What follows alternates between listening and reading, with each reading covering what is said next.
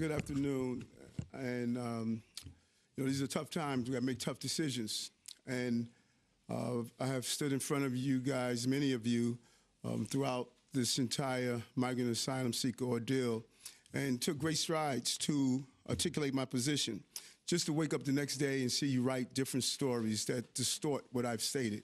So I'm not wasting my time. I'm being very clear, and I'm not going to spend hours answering your questions over and over again for you already to have your preconceived notions and your distorted views on what I have articulated.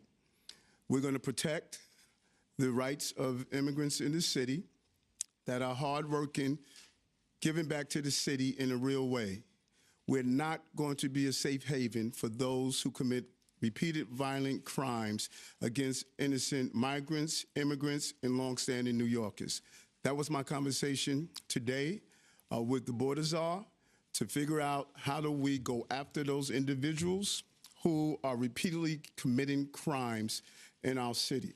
We're going to tell those who are here, who are law-abiding, to continue to utilize the services that are open to the city, the services that they have a right to utilize, educating their children, health care, public protection, and the things that we have long been proudful in doing so. But we will not be a safe haven for those who commit violent acts. We don't do it for those who are citizens, and we're not going to do it for those who are undocumented.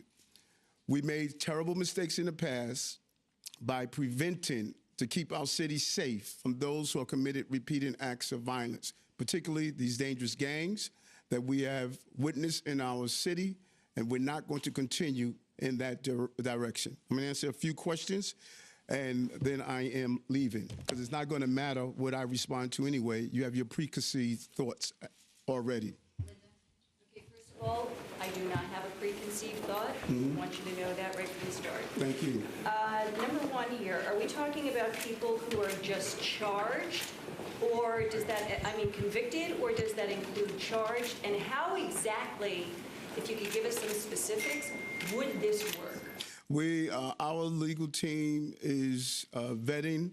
Do we have the authorization to sit down and speak with ICE legal team to operationalize what both our desires are?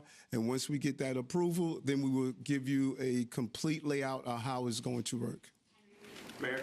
Yes. Right here, sir. When you told Mr. Homan, I'm willing to work with you to make sure we're not a safe haven for people committing crimes, he pushed back and say, I'm looking to deport beyond that. I'm looking to deport undocumented people simply because they are documented dreamers, for instance, asylum seeking migrants who have not committing crimes. And what, if anything, did you say about deporting those people who have not done any crime? He told you he pushed back on it? I'm asking you, did okay, all right. he push back on you saying I want a broader scope? From what I heard from the incoming head of ICE is that we have the same desire to go after those who are committing violent acts, repeated violent acts among innocent New Yorkers and among migrants and asylum seekers. That's what I heard from him, and I was pleased to hear that because we share the same desire.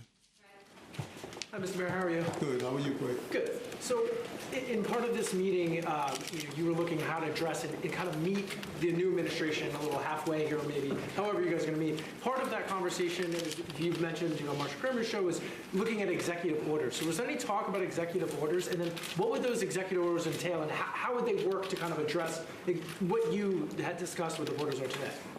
I spoke with our my legal team here to look at the powers of my executive orders to accomplish my goals of ridding our streets from those repeated individuals who carry out violent acts of violence towards New Yorkers and towards migrants and asylum seekers.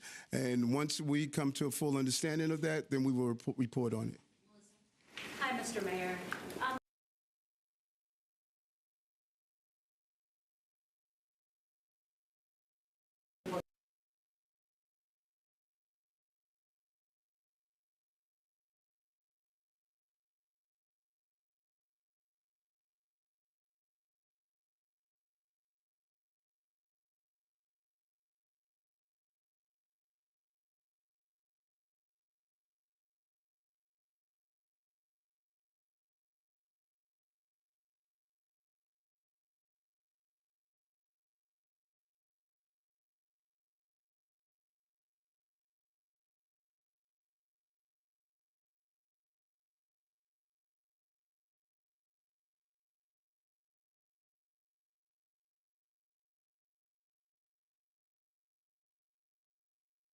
country, and those who want to commit acts of violence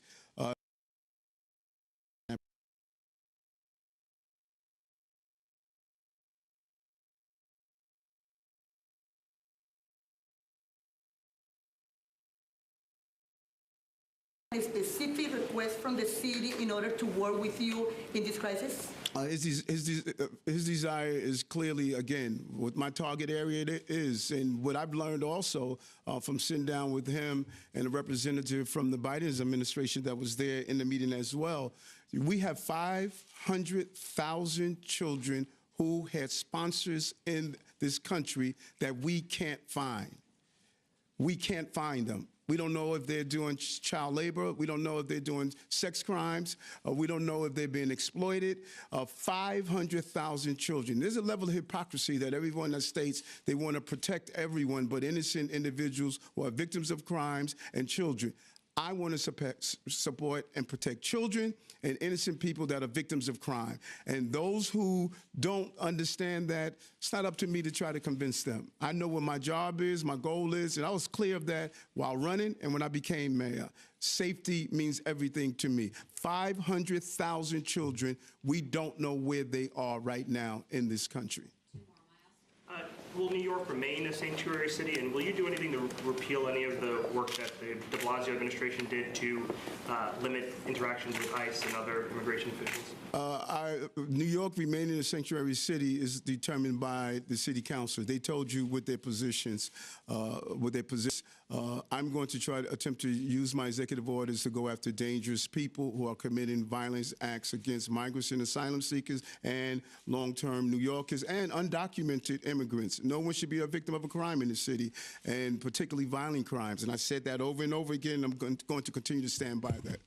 Mr. Mayor, I wonder if you could detail exactly the kind of cooperation the NYPD will be giving to federal officials in your quest to rid the city of the violent criminals that you talk about. We need to unravel all of these rules and procedures and laws and all of these rules and procedures. We need to unravel them and get clarity on what we could do and what we can't do. About 170 crimes currently allow us to communicate and collaborate with ICE after a conviction. We need to examine them and see what, again, my authority using executive orders to ensure that I keep New Yorkers safe. That's my only goal. I cannot make it any clearer, you know, and so if pursuing that goal means that my years and years of advocating for immigrants that are here attempting to find the American dream, if that demonizes me, then I'm gonna take it. But I'm gonna save lives in this city. Mr. Mayor, those were approved actually during the de Blasio administration. Do you feel that since it was approved during the de Blasio administration, that you have the authority to enforce them now, to let NYPD officials enforce them with ICE officials now, so that you can begin doing what you just said you wanted to do? Let me tell you one of the challenges that we're having. Currently, you could have one of these dangerous Venezuelan gangs that are here. They can be in real active investigation into some of the criminality that they're doing. There's a lack of clarity that can we assist in preventing the act from taking place. That just makes no sense to me. And I don't know why we want to ignore the fact that there is, from some of the dangerous Ecuadorian gangs we saw on Long Island, the dangerous gangs that we saw coming from other regions, we have an obligation and responsibility to keep people safe in this city. And all law enforcement should play a role in that. All law enforcement. And we should not handcuff law enforcement for carrying out that job. And I think that this entire narrative has been hijacked. There's a great level of distortion. People are trying to push their own agenda. I have one agenda. I've never lied about the agenda. I've never been, slick about my agenda. Keeping New Yorkers safe. And it doesn't matter if they are documented or undocumented, because some of the criminal aspects in this city are preying on migrants, asylum seekers, and undocumented, and so many levels. And this is not about protecting just certain parts. Everybody, everyone in this city should be protected and should not be the victims of violent crimes. And that was a conversation I had with the border czar. We shared that same belief, and we're going to pursue that same belief. And I'm looking forward to that pursuit. Thank you.